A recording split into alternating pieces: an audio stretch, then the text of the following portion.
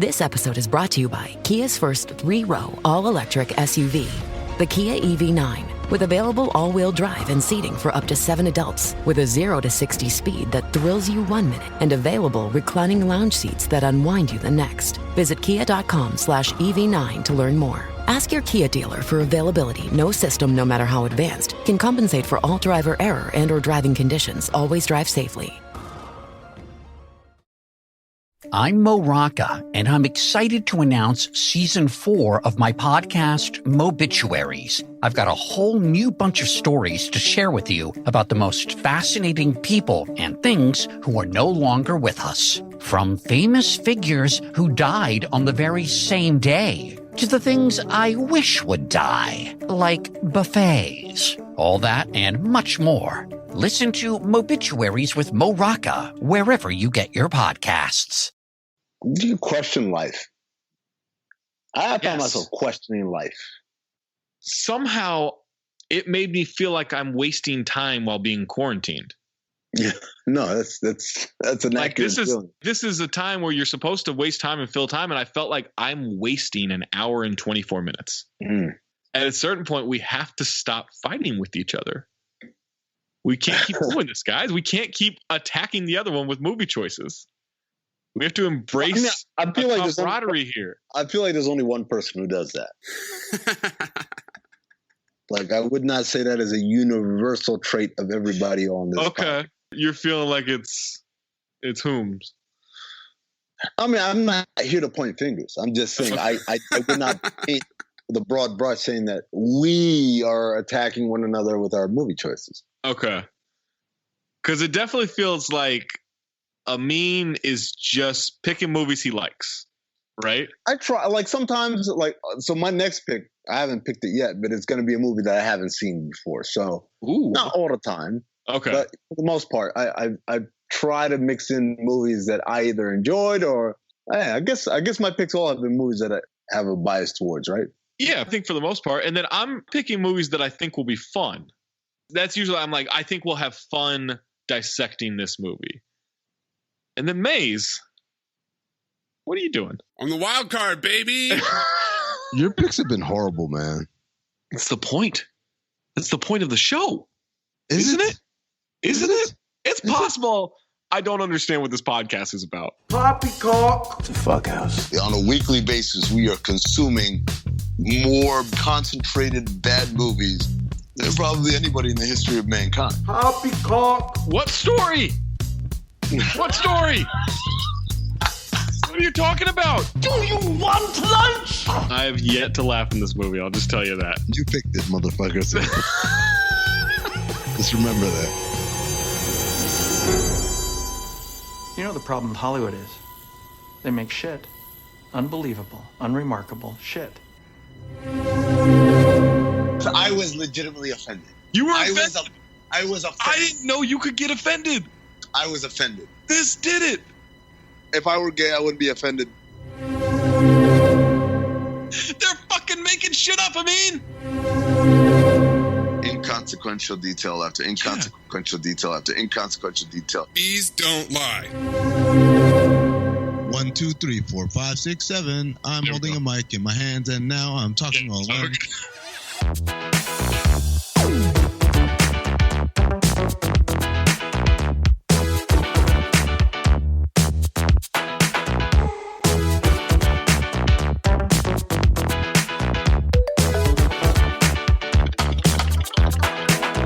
Welcome to Cinephobe, the podcast where we break down the movies you're afraid to admit you love, or whatever Mayes picks. I'm Zach Harper. That's Amin Al-Hassan. That's Anthony Mayes. This week on Cinephobe, we watched the 2003 spoof comedy Scary Movie 3.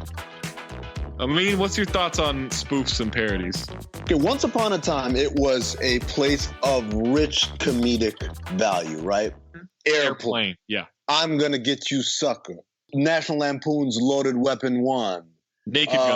Naked Gun. Don't Be a Menace to South Central. There's a long list of these movies that were very well done. They were movies that both had a very clear, coherent story and also made fun of popular movies that we all knew from those eras. A lot of the movies you named were created by either David Zucker, who directed this movie, or the Wayans brothers, who created Scary Movie. Yes. That is not lost upon me. That is not lost upon me, any of that.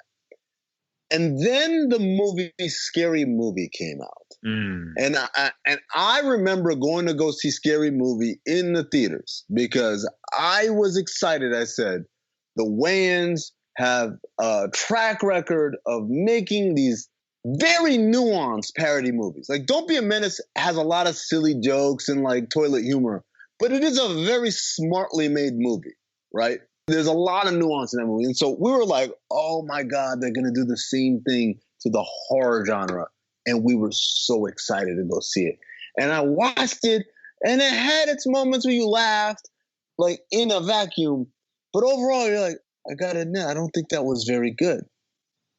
It wasn't awful, but it just wasn't what we expected. And then from there, I don't know if it started with Scary Movie 2, or definitely by this one, they had already sold the rights to the characters and the franchise, and they weren't making these movies anymore. But that started an avalanche of just terribly done, manic, nothing has to make sense, quote unquote parody movies, because we got someone who looks like Michael Jackson there, and like, like it's just let's throw a bunch of stuff in there. And whether you want to talk about not another teen movie, whether you want to talk about vampires suck, whether you want to talk, like, there's a legion of these movies that are just terrible, but they were, I guess, cheap and easy to make because you don't have to pay for writers. I don't know. I'm with you. Like, I love the older ones, and I think the wrong Wayans got a hold of them. Right? I think Keenan, Damon. Too many. Those guys know what they're doing. Sean and Marlon, and I know they're not involved in this one, right? Like, they kicked off this franchise. And when you dilute it down to Sean and Marlon doing this stuff, and you know how I feel about white chicks, when you can't even get them to come back to the franchise, it dilutes it even more. It gets a writer who has a history with this, of like the great ones. But it's also a long time after he wrote a great one. And so you just get a mediocre attempt at this stuff, in my opinion. To be fair, the original Scary Movie was directed by Keenan Ivory Wayans, although he did not have a writing credit or producing credit on it. He was just a director. That was written by Sean and Marlon, and then Buddy Johnson, Phil Bowman, Jason Freeberg, and Aaron Seltzer. Obviously, Don't Be a Menace was their big cinematic debut for Sean and Marlon. Right. Produced by Keenan Ivory Wayans. So you may be onto something. There you go. See, I think Keenan's the true brains of it, and then Damon's also a legend, right? Yeah. In this one, Scary Movie 3 stars Anna Faris, Charlie Sheen, Regina Hall. We got Anthony Anderson. We got Simon Rex. They're nasty, baby. I got a gold chain. I'm on cocaine. I'm like, yo, man. What? I rolled in straight from Oakland, holding my dick like a U.S. Open trophy.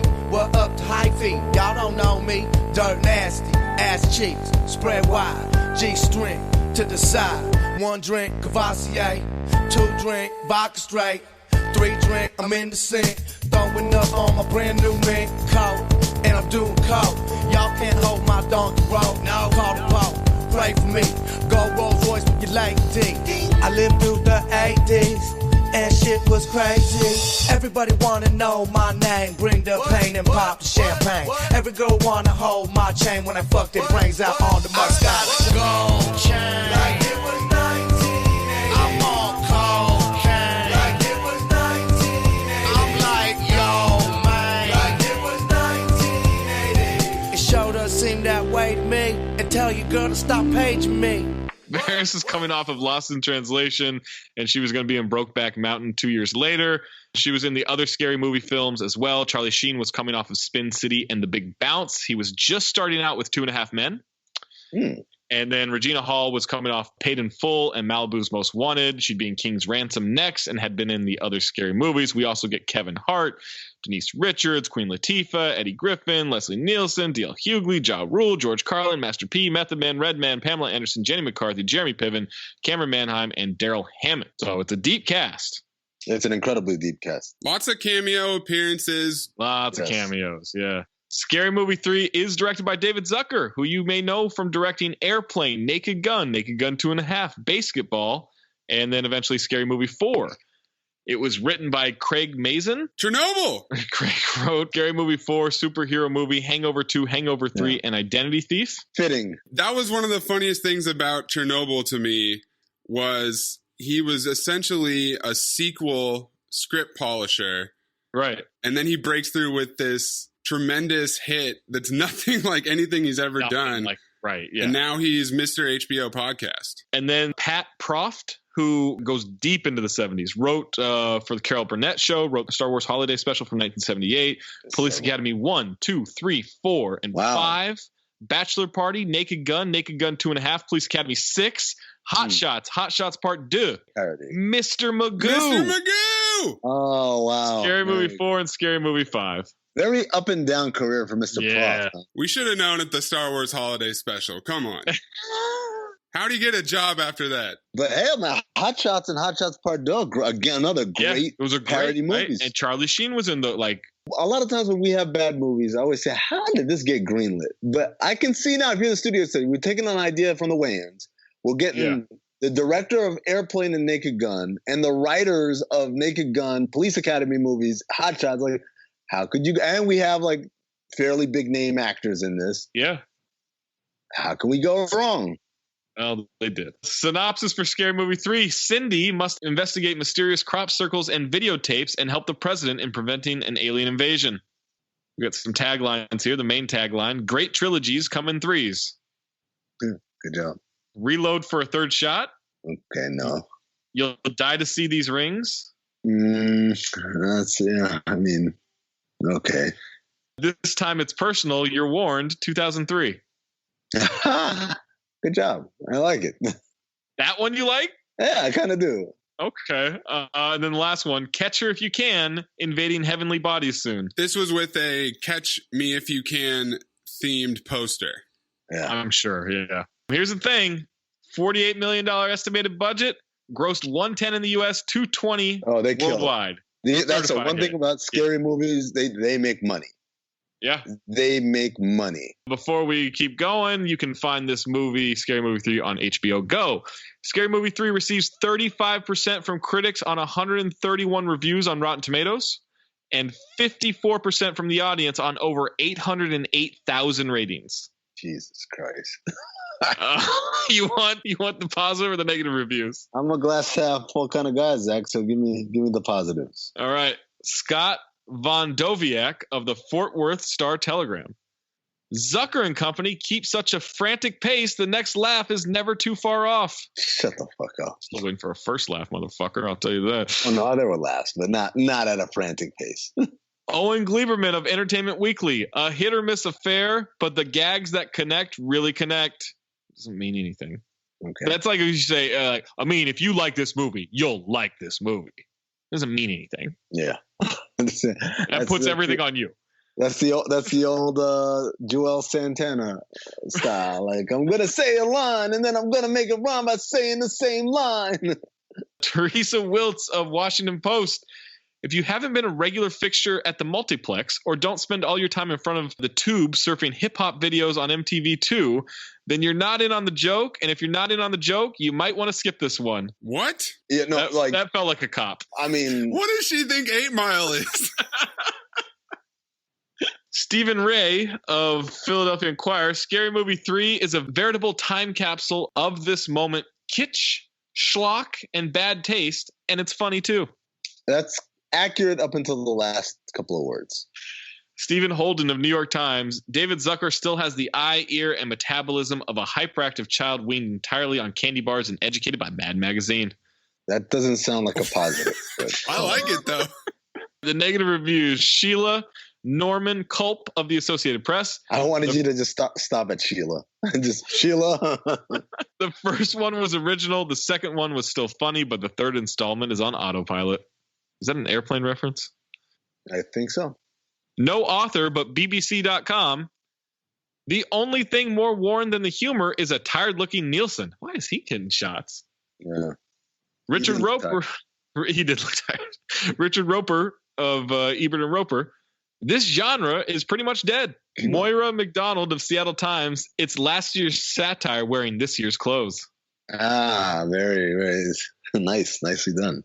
Roger Moore of the Orlando Sentinel plays like 80 minutes of Naked Gun rejects. Yes, Roger Moore is a favorite on this show. Yeah, he comes back. I was upset no Brian Orndorff this time of whatever 9 places he writes for. BrianOrndorff.com. And Blu-ray.com and all kinds of shit. Bruce Westbrook of Houston Chronicle. Despite one of the year's best trailers, this horror film spoof is as laugh challenged as the woeful first sequel. I don't remember the trailer. Apparently it was great. And then 2 more. Michael Booth of the Denver Post.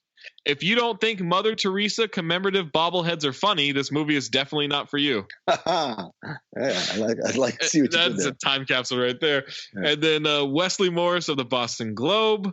The last 15 minutes of this movie feel as sleepy and uninspired as the last 30 of any recent episode of Saturday Night Live, but the movie has given up long before that. Saturday Night Live takes some strays here. Yeah, and well, they should. In 2003, too.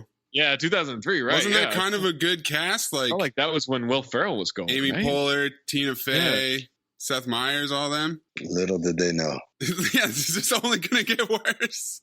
Maze, why did you pick this movie? I picked it because I went through all the movies on HBO, and it was one of the 2 that I looked up, and I was like, I wonder if this qualifies, and it did.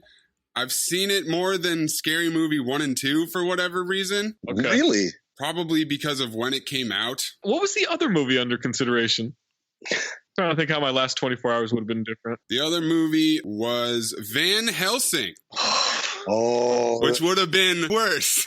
Van Helsing is what we're talking about. Like when we say there are bad movies that are movies, and then there's just a random collection of vignettes that someone. I was so close to walking out on Van Helsing when I saw it in the theater. I saw it in theaters too. I was like, what the fuck? First 10 minutes are just like screaming banshees. I take it back. I got Van Helsing confused with Abraham Lincoln Vampire Hunter. How did that do, by the way? And as you know, Zach, I really wanted to do Vampire's Kiss, but the people couldn't rate it low enough for us. Oh, God. We need bots. We need bots to lower that. I thought about it. Oh, man. I legit thought about it. You know how many server farms are available right now in the quarantine? Ooh, Abraham Lincoln Vampire Hunter qualifies. Right. Really? Put that on the list. You guys like sex, right? Of course you do. If you like sex, you'll love BlueChew.com. It offers men a performance enhancement for the bedroom. You can get the first chewables with active ingredients, sildenafil and tadalafil. I think I said those correctly, but you know, those are the active ingredients in Viagra and Cialis. BlueChew.com affiliated physicians will work with you, find the dosage and active ingredient that is best for you. It works faster. The chewables work faster. Chewables from Blue Chew can be taken on a full or empty stomach, so you don't have to plan out whether or not you're like, oh, I gotta make sure I gotta eat an hour before this. No, forget all that. Pop that chewable and then pop something else. Online physicians consult is free, so it's even cheaper than those other 2 things you can get. It only takes a few minutes to connect with BlueChew.com affiliated physician, and if you qualify, you get prescribed online quickly. No in-person doctor visit, no awkward conversation, no waiting in line at a pharmacy. Ships directly to your door in a discreet package. The chewables from Blue Chew, they're made in the USA. They give you confidence in the bed every time. You and your partner, more importantly, will love it. Chew it and do it. Here's a great deal for you guys. Visit BlueChew.com. Get your first order free when you use the promo code DING. Just pay $5 shipping. That's BLUE Chew.com. Promo code DING. The package delivered is discreet. The package you'll deliver isn't. Amin, what is your first note? Oh, actually, I put, have you heard about that tape?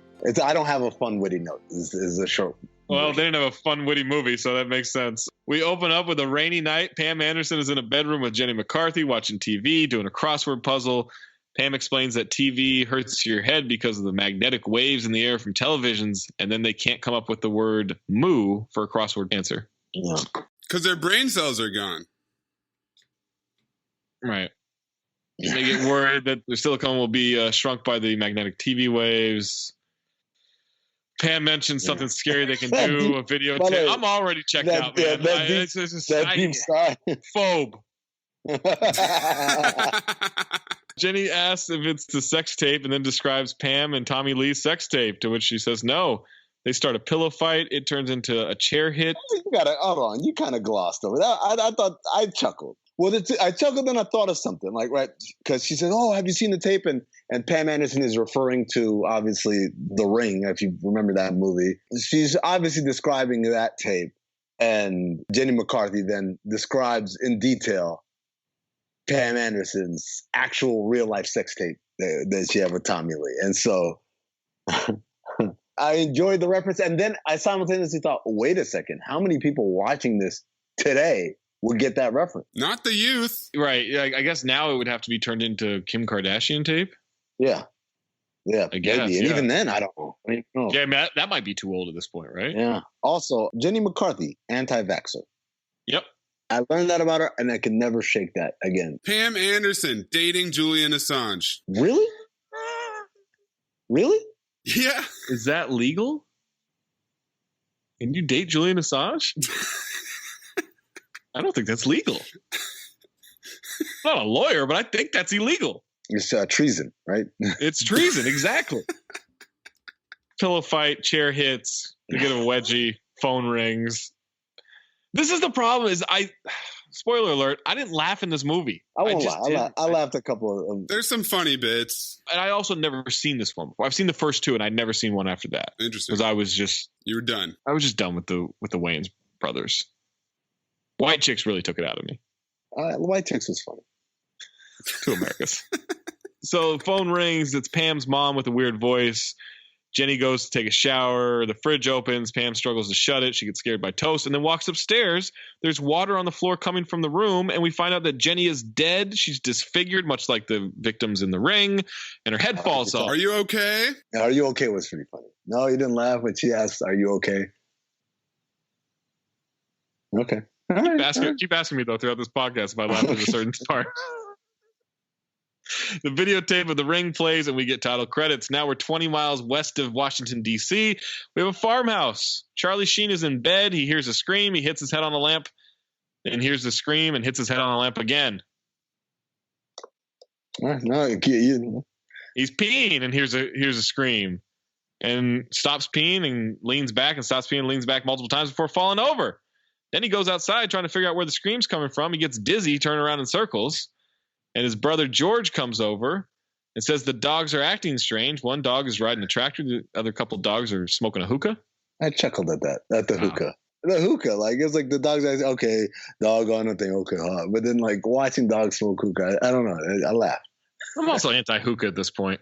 I love hookah. I know you do. But I'd just rather smoke weed. Yeah, well, because you're a cultural appropriator, that's why. Smoking weed is cultural appropriation? No, smoking hookah is cultural appropriation. And much like most cultural appropriation, when you're done with it, you throw it aside and so like I've never enjoyed it. I've done it like 3 times in my life. Last time was with you, actually, in San Francisco.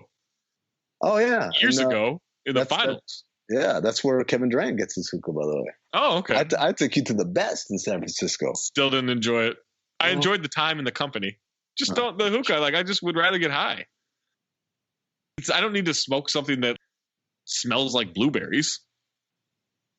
It smells like blueberries. Or whatever they do. You know, they're the stupid flavors and shit. I don't need that.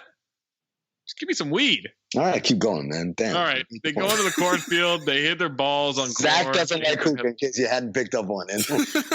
That's the screaming kid is found. They notice crop circles that point at them and the house, and it says, attack here. This is parodying signs. Morning news in D.C. Ross Giggins, played by Jeremy Piven, and Cindy Campbell, played by Anna Faris, are discussing the crop circles. Her editor wants her to do an expose on strip clubs.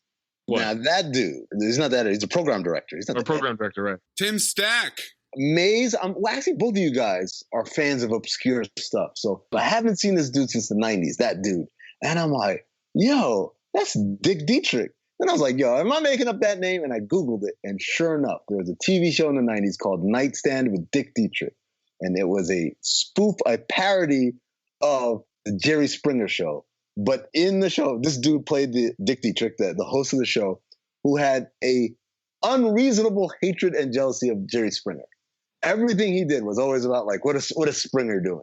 I haven't seen this show in like 25 years. It made me look it up, try and find it somewhere. It doesn't seem to exist anywhere on the internet other than I found the name and some screenshots.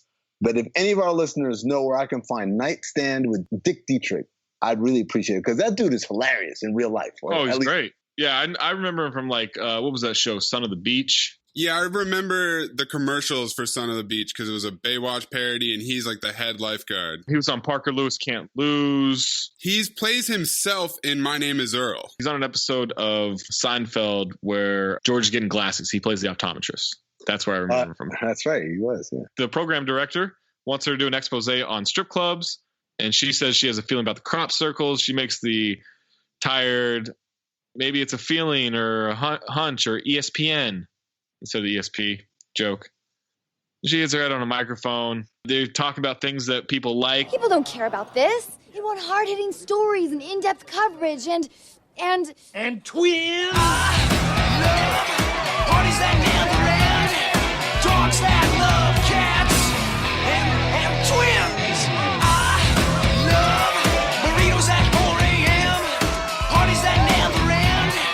Dogs that love cats. It was a Coors Light commercial. Again, how many people will get that reference now? Well, they got the real twins, so. Yeah, they got the real twins. They dusted them out of retirement. I liked it. I liked their parody version of the song. All right. Sure. That's when I wrote, my God, this movie is a horrendous time capsule. It's so time specific. I don't think this would do well today. No, Or like not introducing it to a new audience. Not at all, because again, like, Don't Be a Menace, you could watch it, and if you had watched the major, huge blockbuster hood movies, you got 90% of the references. Right. Hot Shots. Like, if you've seen Top Gun. Right? like they were parodying blockbuster events. And this movie, and a lot of these newer parody movies, are like parodying things that were just fads, or, like, no one goes back and watches old Coors Light commercials again, right? In order to be able to remember it. People go back and watch Boys in the Hood. People go back and watch Top Gun. People don't go back and watch the Coors Light commercial that ran at the 2003 Super Bowl, right? Charlie Sheen is now talking to a sheriff played by Cameron Manheim. He has 60 days to come up with $1.50 or the bank will foreclose on his home. He also says he's paying rent, which you wouldn't get foreclosed on. Like, that's a mortgage. I suspended if you're going to have one realistic car, that's not how that works at all. It would be, I was really confused by the abundance of videotapes and landline phones. I'm thinking about, like, in 2003, I thought that we were already past that. But apparently. Yeah. We find out that he's no longer a minister. And throughout the scene, the sheriff's hat keeps getting bigger and bigger with each shot. Wow, I didn't even notice. Oh, you didn't? Oh, yeah. I noticed that she had a huge hat when she was trying to get in the car. Charlie Sheen is arguing with George about working on the tractor versus doing a hip-hop show. A bus with the hood as the destination pulls up. Yeah. To which I wrote the note, Mayes, I owe you an apology for Hot Rod because this clearly is the worst movie we've ever done. I wrote that the character is basically Twitter. The way he talks, his relationship with urban vernacular and hip hop or whatever is just Twitter. That's exactly every time you type, but go off then as a kind of like, ooh, gotcha back on Twitter. Just remember, I'm thinking of you in that way. You're taking a bus straight to the hood. Yeah, exactly. Yeah, no, I feel you, fam. You're in your bag on this one. Cindy is late to pick up her nephew from school. She runs into Brenda as the teacher, her friend from the previous movies, and the kid is drawing dead people after being told to draw family members. Can I just say right now? Yeah. In true Cinephobe tradition, Regina Hall and Anna Faris. Mwah. Love them both. Even after Anna Faris called the Dan Le Batard show Zippy and the Juice. Which actually gave them content. As much as we want to hate the Scary Movie franchise, it did give us Anna Faris and Regina Hall, who have gone on to have great careers. Have they both gone on to have great careers? Regina Hall's had a great career. Anna Faris had a highly successful career. What has she been in other than Scary Movie movies? She's been in like TV shows that have done extremely well. House Bunny was a big hit. House Bunny did well. Just Friends. Bunny? Just Friends was a huge movie for her. Was that the one with Timberlake? No, that's Friends with Benefits. Just Friends is Ryan Reynolds and Amy Smart. Okay. By the way, Amy Smart. Oh. Uh-huh. Wow. She's on this TV show Mom that's been on for like 7 years. Oh, that's right. That's a good show. Her and Allison Janney. I've never watched it, but I hear it's a very good show. Yeah, I mean, it's a network sitcom, but that's a big check. All right, where are we? He unleashes his awful rhyming after calling crop circles cop cycles and 611 instead of 411. Be rapping, I be capping, I be tapping, I be flapping, I be happing. Ning, ding, bing, wing. Yo. Sounds good. Good, could, should, hood. Ugh. Good, mug, dug, bug. Oh, if we say, well, come, will you shut your ass up? Get it? He's so off. Yeah, and then I just write none of these jokes are landing. He's doing a rap battle, invites him to the show, rhymes every word. He's the love interest here. The nephew is having a vision about a girl who wants to kill her, then said her period's going to start in 3, 2, 1. He tells her that she's kneeling in dog shit. And she says that all they have is each other. We find out his mom is dead. And then she forgot him at school. She's driving him away from school, backs up, hits him with a car. He goes flying. This kid is supposed to be like a hybrid of Sixth Sense, right? Of Sixth Sense and then also Minority Report because he's predicting people's futures. Oh, wow, yeah. I did not pick up on the Minority Report at all. This kid is basically a ragdoll the whole movie. They really go to the well a lot with this joke. Yeah. Well, speaking of that, he's drawing the ring well over and over. He drew a flip book of the girl. Hold on. You guys think the segue is that he's talking about the ring well. I'm pointing out that Zach also squeezed in a well transitional word in there for a double segue, if you will. Or if you will. Oh, there we go. He drew a flip book of the girl with the hair doing a dance. He says that she talks to him and is coming tonight. Daryl Hammond arrives to babysit his father, Muldoon. Of course, they had to sneak in some pedophilia priest jokes for another time capsule. I mean, that was big at the time. That was pretty big. It was huge. People will know. People will get that one, I guess. Because we still think of priests as pedophiles now. So that one's not like as transient a moment in time as the twins. If they made that movie now, it'd be like Jeffrey Epstein or something, though. Yes, yeah, sure. Father Epstein. Now we're at the rap battle. Anthony Anderson is the Mekhi Phifer future character from 8 Mile. He tells the crowd to put their guns on safety, shows them how to do it. George is going to be Eminem's character in the bathroom. We get vomiting humor where he pukes on some guy taking a shit in a stall. Yeah. I don't like vomit humor. Particularly the projectile vomit. Yeah, it never hits for me. Yeah. I just don't like it. Brenda wants Cindy to hang out after the show. Regina Hall says she has a weird feeling like when you see an Asian person behind the wheel of a car. Oh, that's right. I forgot about that joke. Then Kevin Hart comes in. He starts jumping on Dirt Nasty and humping him. Anthony Anderson says, 100, 200 whitey-hating, chrome-packing, ready to bust a cap in any white boy's ass who ain't bringing that shit, waiting for him. And then there's this whole debate about the semantics. Shit, my aunt Shaniqua used to live over there, man. But that bitch got evicted, though. Word? Yeah, Actually, this here. What for? Mice.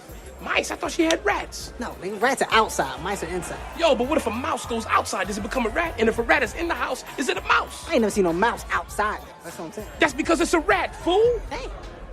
Yo, you might have just made a fact just now. That's some real shit. You guys agree with that? Yeah, because they talk about like... Yeah, mice are inside, rats are outside, for sure. Go from here to there. Like what's the field? Yeah. Field mice. Field mice? Oh, yeah. Wow. Wow, okay. As opposed to house mice, Zach? You have to understand this type of thinking. And to understand this type of man, you must understand that historically there were 2 types of slaves. The house Negro and the field Negro. Now, the house Negro, he lived in the house next to his master, in the big house, either in the basement or up in the attic. He dressed pretty good. He ate pretty good, what the master left him. He loved his master. I say he loved his master better than the master loved himself. If the master said, we got a nice house here, he said, yeah, boss, we got a nice house here. Master's house caught on fire, the house Negro would be the one who'd run to put the blaze out. If the master got sick, he said, what's the matter, boss? We sick? We sick. You see, this is the thinking of the house Negro. Now, if another slave came up to him and said, let's run away, let's separate, let's get away from this cruel master, he said, why? What's better than what we got here? Run away. I'm not going anywhere. This is the house Negro. I feel like I've been painted into a corner here that I do not know how to get out of. Ain't no segue from this one, boy. They shoot Simon Cowell. They shoot Simon Cowell. Oh, what a reference. Time capsule. Kevin Hart is hype manning. We got a lot of dap and hug jokes. Yeah. Another ragdoll in this movie. Just a lot of ragdoll jokes. George is going to be battling Fat Joe. Yes. The Fat Joe. Fat Joe crushes. There was a line there where he's like, I got to battle him. And Kevin Hart says, what do you think these people are here to see Fat Joe? And they're literally chanting Joe, Joe, Joe. I laughed. All right. I laughed at that one. He's a farmer rapper, so you know he's been kicking the shit all day. George throws out a bunch of white stereotypes in his rap. Crowd loves him as he's celebrating. He puts on forgot a time-honored Cinephobe tradition. What? Fat Joe calls him half retarded. Oh. And then says, he just said his favorite rapper's Fat Joe. Yeah. He doubled down. Yeah, he doubled down big time. That's a huge trend in all of our podcasts. Why is that? Why is it why is the R word in every movie we do? What does that say about us? Oh, I mean, it doesn't say anything about us. I mean, we didn't pick it specifically for that. I didn't know it was going to come up. Yeah, I mean, I'd never seen the movie. Maze, what are you doing here? Doesn't it say something about movies that are under 40%? What do all movies under 40% have in common? They all got to drop an R word in there. Make sure you bleep out when I said half retarded. You got to bleep it out again. I just want to make sure we're clear on that. Wait, have you been bleeping it out? No. Oh, no, then it stands. It's got to ride. You haven't bleeped him out before. You got to keep him going. You should have just been like the Black Eyed Peas and said like he's half started. Yeah. Let's get half started. As George is celebrating, the crowd cheering him on, puts the hood on. It looks like a Klansman's hood. He's doing the Hitler sign. The crowd goes silent. They grab him, throw him out of a window. Their legs under a car out there. I didn't know what that was supposed to be a reference to, or if that's just supposed to be an Easter egg. I think that's just supposed to be the dummy. Okay. Giving us a peek behind the curtain. See how brilliant the sausage gets made. At Brenda's house, they're eating a comically sized ice cream container. Brenda says she saw frightening images, talks about the tape, watched it a week ago. Now her nose is bleeding. She faked it. Fakes a seizure, even peed herself to really sell the seizure. And she's just fucking with Cindy this whole time. She fakes her hand being on fire. It's a fake hand. Then when she walks in the living room, the TV is doing weird stuff. She's calling out to Cindy, and Cindy doesn't believe her. Keeps turning back on. And eventually the girl from the well creeps out of the TV. Water comes out of the TV. Girl crawls out. Brenda's eating popcorn as the girl crawls out. And then Brenda punches her, and they start fighting. And eventually the well girl kicks the shit out of her and kills her. Cindy finds Brenda behind the couch and screams. Yes, that happened. Regina has a line here. Another little white girl done fell down a well. 50 black people get their ass beat by police today, but the whole world got to stop for one little whitey down a hole. Do we really think that Mazin and Proft wrote this movie by themselves? Because there's a bunch of stories and there's like uncredited rewrites, but I think those dudes were white too. I think some of the stuff also is like, what do black people care about? So it's tone deaf white people writing as black people.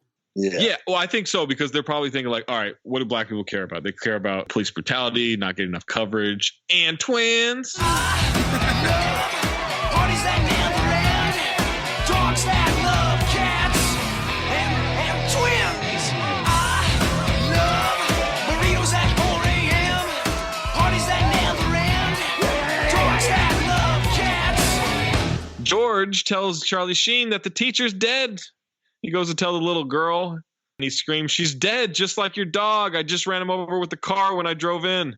And then they both start screaming at the same time. And so, yeah. Now we get a flashback. Charlie Sheen's talking to some dude in the truck. Well, it's Ajay and Idu from Office Space. and he's playing M. Night Shyamalan's role in Signs. Exactly. Oh, I did not pick up on that. Oh, for real? Oh, yeah. If I hadn't fallen asleep while driving for that exact 20 minutes, if I hadn't drank that entire exact whole bottle of Jägermeister, if only I hadn't killed that hooker. But that wasn't even that night. I laughed at all that. I did because I remember Signs, and it just made me laugh. I don't know. And then in the scene thereafter, as he's walking to the crime scene, to the crash scene, dude's on the ground and says, "Hey Tom, I'm gonna need a ride home after." I don't think I saw Signs until like 10 years after it was out. Oh, for real? Yeah, it had definitely been years and years and years. The only M. Night Shyamalan movie I actually enjoyed. All right, so we get the flashback to Charlie Sheen, that terrible night they referenced. Sheriffs are all on the road. Sheen's wife was hit by a truck and is pinned against a tree. If the truck gets moved, then she'll die because it's cut her in half, essentially. To which then Sheriff is trying to explain to Charlie how she's cut in half, and there's just a lot of food jokes. I don't understand all this fancy medical lingo. Yeah, I don't understand how this made the final script. He wants to spend a few minutes with the bottom half. So then we find it's Denise Richards, who they were actually married at the time. It's kind of a John Travolta, Kelly Preston visiting the set type situation. Right, exactly. They kiss. When they've done kissing, he pulls a spark plug out of his mouth. She makes him promise not to remarry and says no sex, and then he pretends not to understand what she's saying. As a reverend, once you've agreed to not remarry, doesn't that mean you're not going to... I don't know. What am I doing? What are you doing? But he's acting very beholden to her last word. Like, it's not a curse, my man. Like, you could say okay and then go, like, fuck the cop right afterward. Sure. Now we're at Brenda's funeral. The nephew is telling the future of all these people, says your child's going to be an asshole to this pregnant lady, says smoke all you want to this guy smoking, you're going to get hit by a bus, tells this guy the toupee is not fooling anyone. George shows up with the little girl. There's chaos from George thinking when Cindy says it's awake, that she meant that Brenda isn't dead, she's awake. Then Anthony Anderson shows up. There's punching people. They're doing CPR on the body. Anthony Anderson punches an old lady and then seems to consider it for a second, but then shrugs it off and keeps going. Then eventually we have some split wires from George. He tries to give her a little electric shock to get back to life, blows up the body. And then they forgot to point out Denise Richards dying was more realistic than Jack Nicholson in The Departed. Better acting. So here's what I wrote. I feel like this may create a divide here. Now it feels like an unnecessary shot, but I wrote, this is going on for a long time, this scene. I have a feeling Amin's going to defend this movie. Whoa. Yeah. Why would I defend this movie? I didn't know where you stood on the scary movies. Why, you like White Chicks. But White Chicks had funny jokes. Like, it may not have been a good movie, but like they had jokes that were... Well, you've already said you're laughing at certain things here and there. Well, but not that many. Like, this movie has an insane number of joke attempts per minute. But the very low efficiency. They're all low level jokes. Yeah. Right. So I laughed a few times, but it's like James Harden out there. No. Okay. No, it's not like James Harden out there. It's like Bob Cousy out there. That's a joke that you'll only get if you listen to No Look Pass on Sirius XM NBA from, I don't even know what time we come on. I think we're on at 8 a.m. in the morning on the Pacific time zones. There you go. Yeah. We've been shitting on Bob Cousy for like a week. Oh, it was terrible, man. It was. Every time we look up an old game, he was like 6 for 20.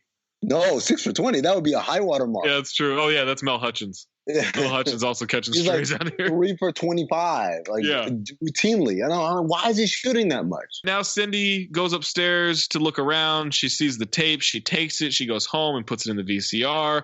It goes through a bunch of supposedly funny, creepy images, but none of them are funny. I thought it was just parodying the Real Ring video. Phone rang, she'll die in 7 days. There's also a Can You Hear Me Now Verizon commercial reference. Right. Yeah, I forgot about that. Jesus. Verizon and Coors Light. To be fair, that guy's still doing that shit for Sprint, isn't he? They brought him back. They brought him out of cold storage and he switched teams. So good for that guy. Anthony Anderson is trying to get George to battle again. Kevin Hart is hitting people with paint as they drive by, parodying that scene from 8 Mile. Anthony Anderson is also fucking Kevin Hart's sister. Cindy calls George. They all go to her place. Anthony and Kevin argue about the term waking up dead. How the hell do you wake up dead? Because you're alive when you go to sleep. Wait, just tell me you can So you help telling me that you can go to bed dead and wake up alive? You can't go to bed dead, man. That shit would be redundant. Just tell me No, it wouldn't. Because you can go to bed and not be dead, and you can die but not be in a bed. But you are in a bed, man. That's how you wake up dead in the first place, fool. Damn! That's some quantum shit right there, man. There have been more graceful attempts at making that joke. Kevin says his aunt can help her. George is going to watch the creepy nephew. He accidentally hurts the kid a few times while saying he can take care of him. Cindy goes to the aunt's place. It's Queen Latifah playing the Oracle from The Matrix. Eddie Griffin is there as Orpheus. This was my favorite scene. Was it? He kind of talks to her a little bit, interrupts, and then won't leave them alone, says he's going to watch the game, to which Queen Latifah spoils it, says Lakers will win by 12. And he just drops the remote. Now they're all going to watch. They weren't ready for a pandemic, apparently. Now they're all going to watch the tape. She says it's connected to the crop circles. They're going to find the lighthouse in the video. Then she grabs a fly off the screen. Queen Latifah hits it with a fly swatter. It hurts the lady inside the video. Then they start fighting through the TV. And Eddie Griffin yells, "You came through the wrong TV." What you gonna brush now, huh? When she snatches her hair. Cindy comes home and George is coming too. Turns out he knocked himself out while playing Yahtzee. When they go into the room, the nephew has watched the tape. The phone rings. She won't give Cody, who's the nephew, the phone. He says, "Hey, Cindy, how's it going?" He's like, "I'm okay." And then he says, "Hey, I look forward to seeing you 6 days." Oh, yeah. "Hey, can I talk to Cody, please?" Like, he's not here. It's like, oh, come on. It's like he didn't watch it. He didn't watch the tape. To which the voice says, "Come on, I do this for a living." I laughed at that. Then it calls back, pretends to be Reader's Digest. Take a message. She writes down, screams. Message is 7 days. Sheen walks in on his daughter being creepy at night. It's parodying The Others with Nicole Kidman, and he pulls the veil off the child when she says, "I'm not your daughter." He says, "Yes, you are." It's Michael Jackson. Tries to fight Michael Jackson. Michael Jackson impersonator, not the real one. Does a dance fight. Yeah, the real one sued them. Tried to sue them over this, by the way. Oh, really? I didn't know that. Yeah, okay. because they portrayed him as a child molester, and also because of the nose thing. Like, if someone falsely accused me of being a child molester, I don't think I'd have time to. Also, they made fun of my nose. I don't think that would be on the menu of things I would be complaining about. Right. So then he holds him out the window, says, "How do you like it?" Referencing when he held his kid out like the Lion King. Blanket! And then we find out it was just an alien in an MJ suit or something. I don't know. Escapes through the cornfield. How do you guys feels today? Let me tell you, feels is a better way to be. Our premium CBD will keep your head clear and help you feel your best. It reduces anxiety. It reduces pain. It reduces sleeplessness. Feels naturally helps reduce stress, anxiety, pain, sleeplessness. Places a few drops under your tongue and feel the difference within minutes. Are you new to CBD? Well, Feels offers a free CBD hotline to help guide you through the experience. Me personally had a couple of restless nights during this whole pandemic. Wasn't sleeping great. Did a couple of Feels the next day. Boom, out like a light that night. You know, get a little joint pain because I'm getting up there in age. A little Feels CBD under the tongue. Boom, joint pain gone. Greatly reduced. It's so easy to use. It's so good for you. It's just the better way to do your life right now. It will naturally help you feel better. And there's no high, there's no hangover, there's no addiction. You can join the Feels community, get the Feels delivered to your door every single month. You'll save money on every order, and you can pause or cancel at any time. Become a member and get 50% off your first order. 50% off. It has me feeling my very best every day, and it help you too. 50% off your first order with free shipping by going to feels.com/ding. That's FEALS.com/ding. Become a member. 50% off taken automatically off your first order with the free shipping. That's feels.com/ding. Cindy messes with the teleprompter back at the news station to get Jeremy Piven to talk about the evil tape. Then the station manager tries to get it back and starts typing other things. Then she types again. Then the janitor's trying to break up their fight. And then he's sitting on the keyboard and Jeremy Piven's just saying nonsense. And then the janitor takes control. I've been cleaning after this dumbass cracker Giggins for 10 years, but I've been hitting it with his woman for 12. Know what I'm saying, nigga? She likes her some chocolate. Sharpton for president, y'all. I'm outie. I love this. This was a parody of Bruce Almighty. Jim Carrey did it better. I don't think it was a parody of that scene. I think when you do something that was already in a comedy and for comedic effect, that's called stealing the joke. That's not called a parody. That's like the people on Twitter are like, oh, we'll throw a parody account, and then you just tweet your own stuff. Like, that's not a parody. It's not a parody, right? You just stole his name. Leslie Nielsen is the president. Aliens exist, and he accidentally ate one for Thanksgiving. Ja Rule is the Secret Service agent. D.L. Hughley is his advisor. Gloss over the Ja Rule. I was stunned. Stunned to see Ja Rule. I know this movie is one large time capsule, but seeing Ja Rule, I guess, especially now, yeah, it's so prominently featured. I was stunned by this. Also, by the way, forgot to mention, my man Dick Dietrich had the line, we know, what do we do stories about? She says, sex, violence, and the weather. And he says, all right, so I want you to get on this story. Porn star shot dead during hurricane. Then, meanwhile, a tornado in Charleston threatens a clothing-optional beach where just yesterday a naked couple was brutally murdered. Cindy is researching the lighthouse, and we get pop-up bad jokes. Then she goes to the lighthouse alone. She opens the door, and it's a bright light. And now we get the architect from the Matrix spoof, and it's George Carlin as the architect. And we got some Jeopardy playing. Shocked the hell out of me. Yeah, I was shocked to see George Carlin. When did he die? Was this the last thing he did? God. And if so, was that like one of his deathbed regrets? Had to have been, right? By the way, he plays the lecherous architect. Right, yes, very much so. He died in 2008. So this didn't quite kill him. Jay and Silent Bob Strike Back, Scary Movie 3, Jersey Girl, and then The Voice in Cars. Oh, there you go. You rebounded with Cars. There you go. Yeah. Always leave him wanting more. And he's the narrator in Thomas and Friends. Is he? Yeah. I never noticed that. Oh, guys, I'm sorry. I have kids. I've watched Thomas and Friends. They're 2, 8, 4, 6, and 8. Hauling freight. Brown and green and red and blue. They're the really useful crew. No?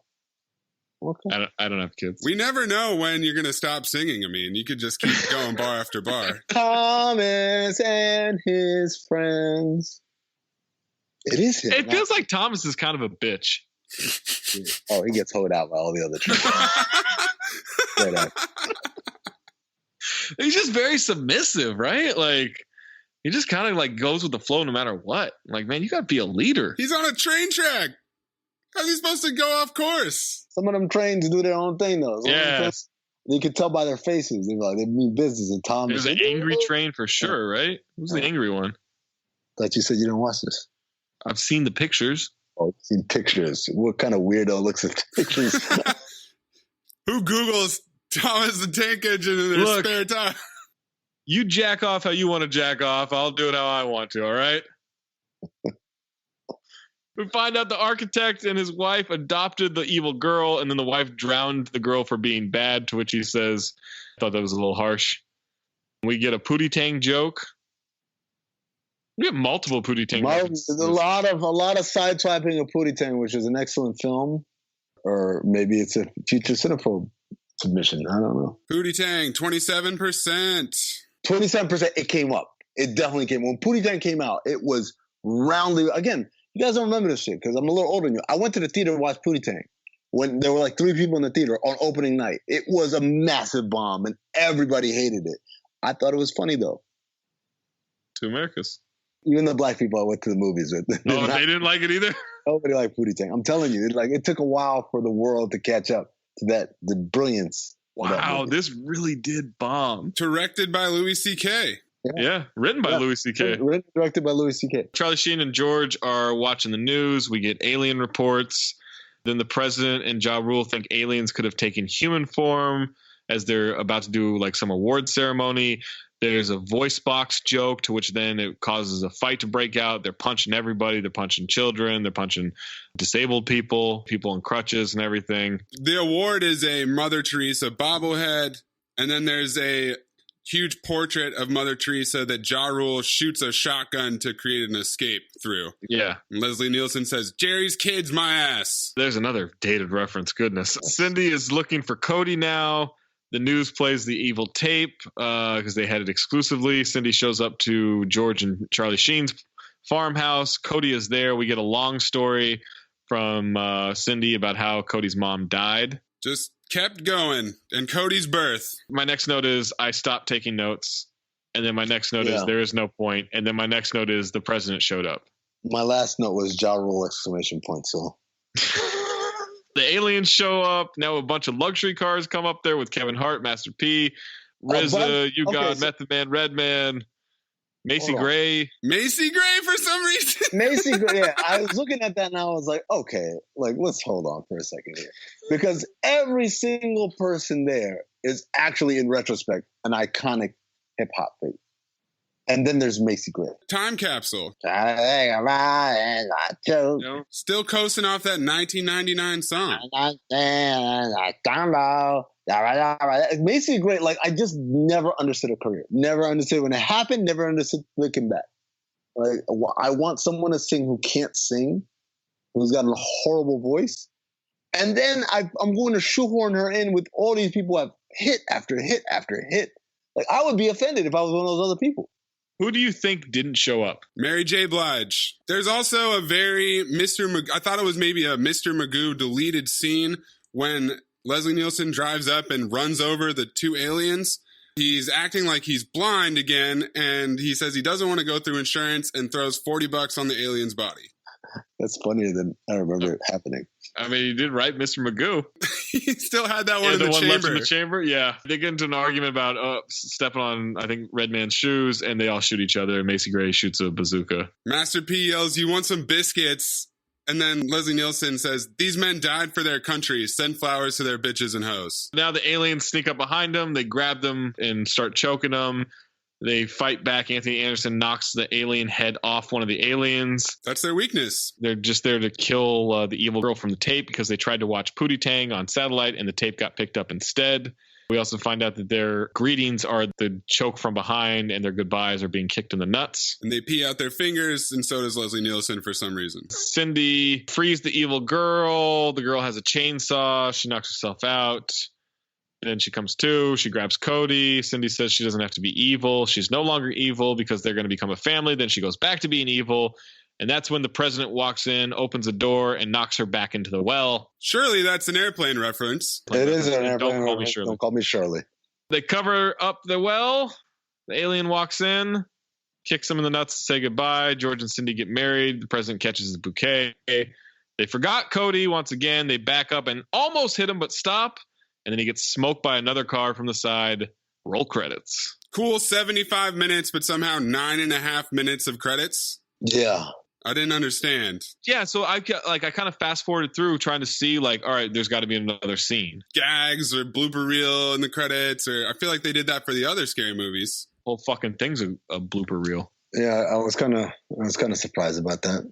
So at one point, Kevin Smith was attached to write the script. Was he too busy making Clerks 2? Anthony Anderson's character turned out so popular in test screenings that additional scenes for him were quickly written and shot while the film was already in post-production. Nice. And then Simon Cowell has since regretted making an appearance in the movie. He admitted that he was embarrassed to see himself on film. He gave himself a terrible review. Yeah, good job. On brand. Anna Faris's car was the first Toyota Prius to appear in a major motion picture. Oh, that was a Prius? Which is insane that it's this movie. Wow. Okay.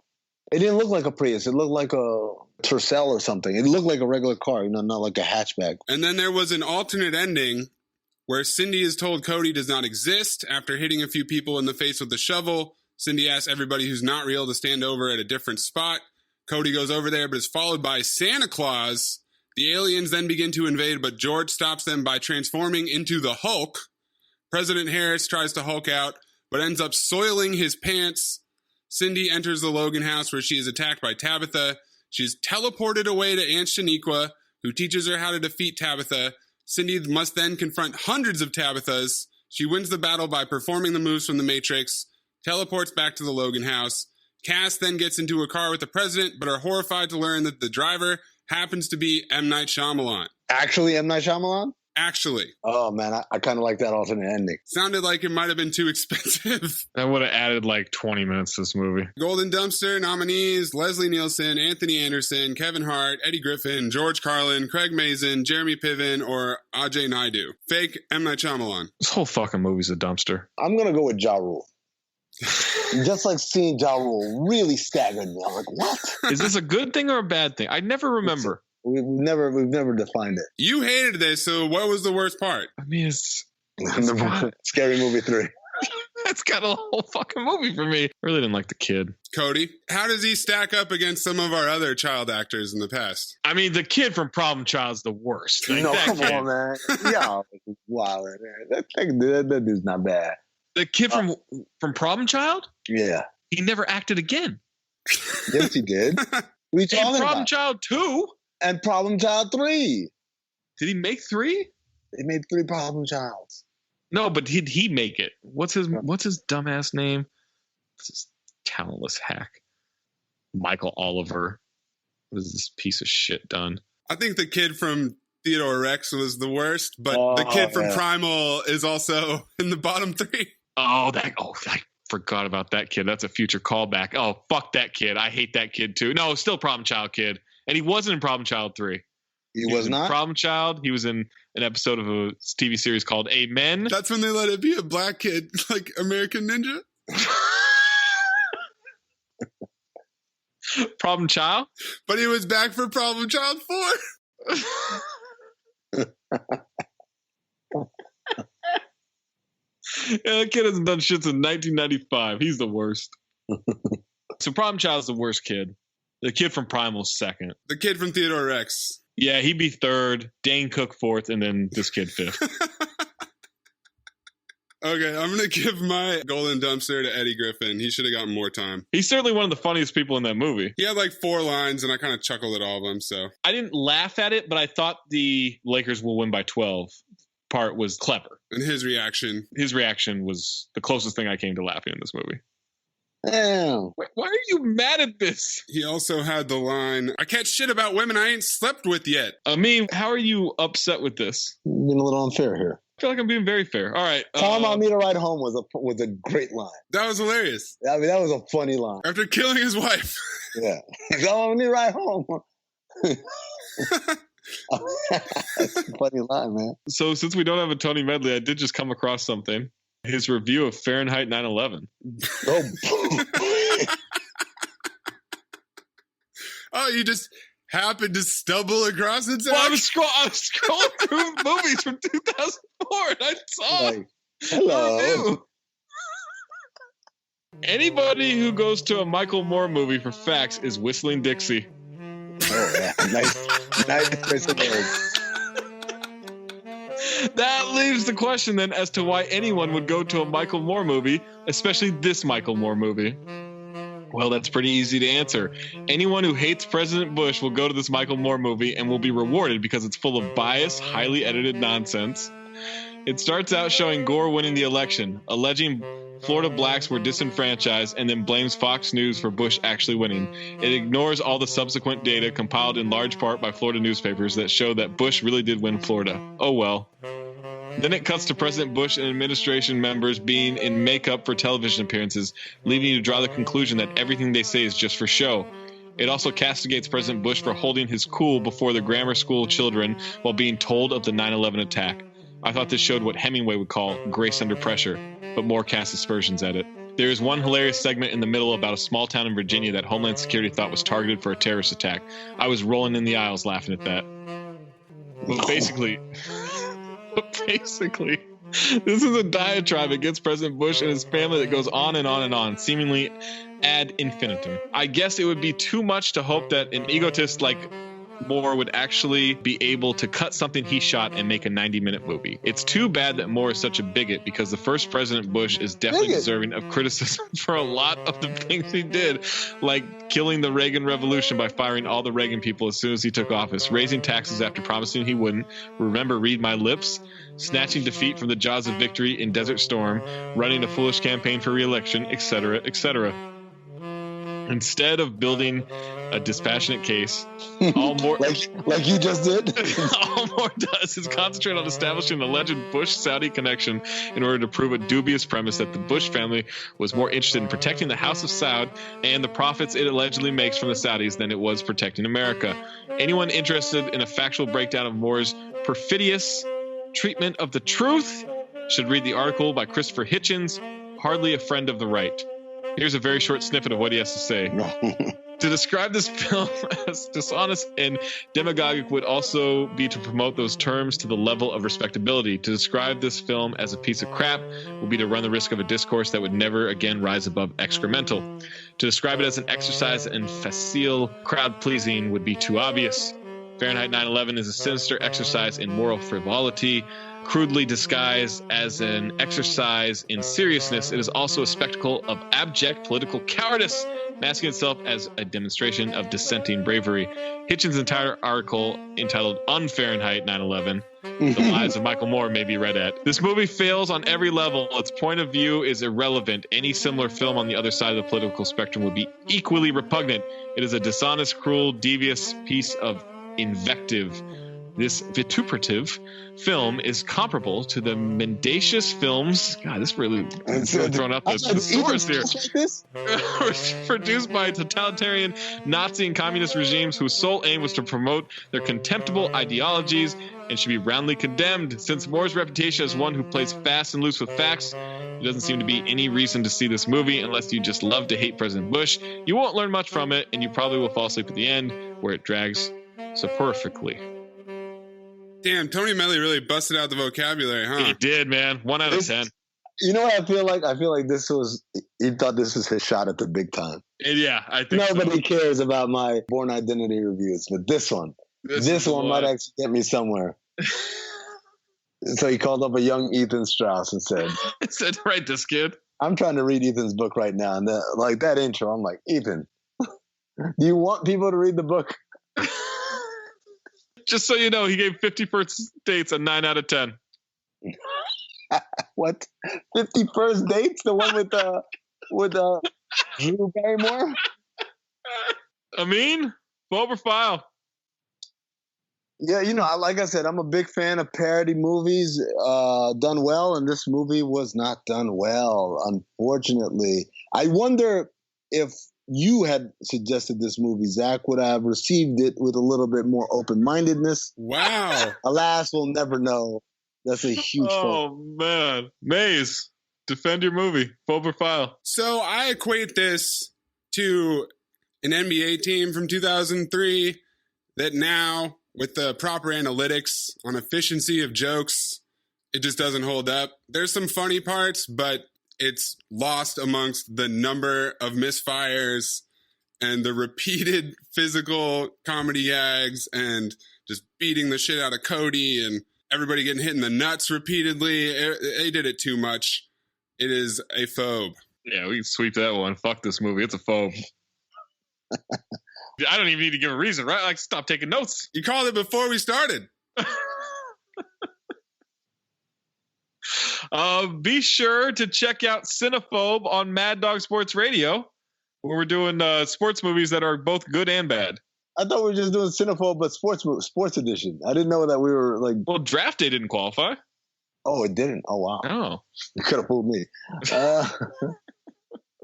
So you can check that out on Mad Dog Sports Radio Friday nights. I think it's at like 9 Pacific time, midnight Eastern or something like that, somewhere in that range. Also, subscribe to this podcast. Leave a 5-star review. I know it's all in the same CTD feed, but mention that you like Cinephobe in the review.